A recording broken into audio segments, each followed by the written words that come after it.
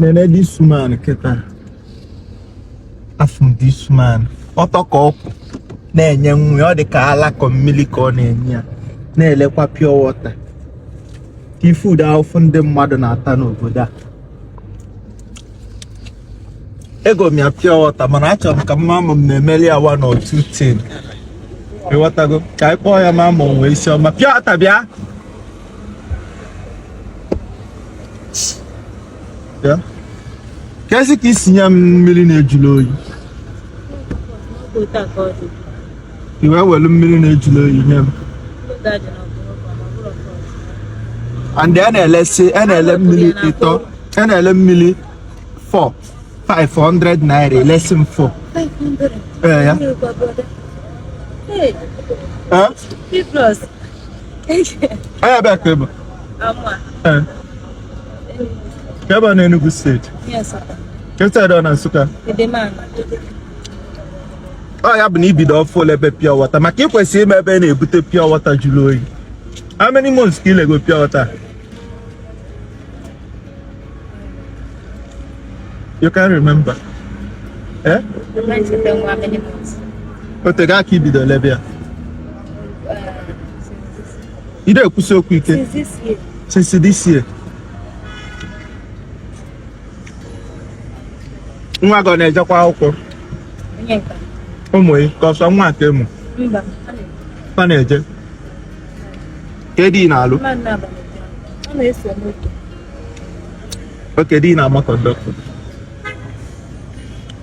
mmiri a jụọ oyi na elesịrị ma adịrọ m ha yụọ adị ewezi m dachi ama ofu ka iwe wedobe m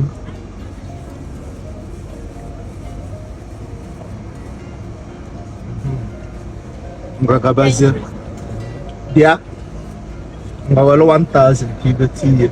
thank you Enugu, and bless you too. Oh? thank you All right. Ke ija kwale kwa nwa ga na anwu a.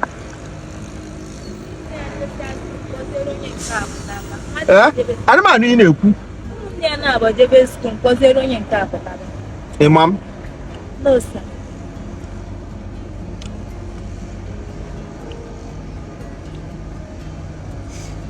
Bwana. Bele support to me. Probably ye ni je gote. thank you sir Enugu, God bless you and bless you too. God bless you sir thank you very much All right. Okay, ye ji amekita. peji ashoti ihe mmiri bido mmiri Ke ye bido lebe. yes sir Ke ye bido lebe. aya fruit am dey chata All of Zues Family ki ye kene. Kenefa. thank you very much God bless you I want to say myself hi God bless you Nsogbu adịrọ. Ka afa nwa anyị. Chimamanda Chimamanda kwa. Ngwa jisi ike o. thank you very much And bless you too. Bagabazia.